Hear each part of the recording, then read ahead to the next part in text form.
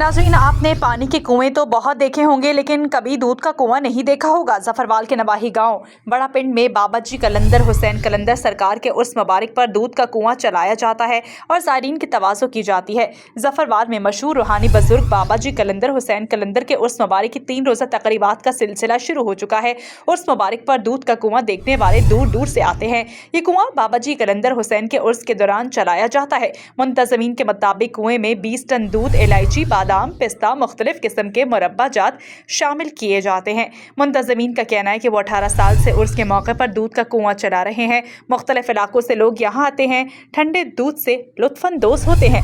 Cameraman team के साथ Ali Raza, एराना reporter, Zafarwal.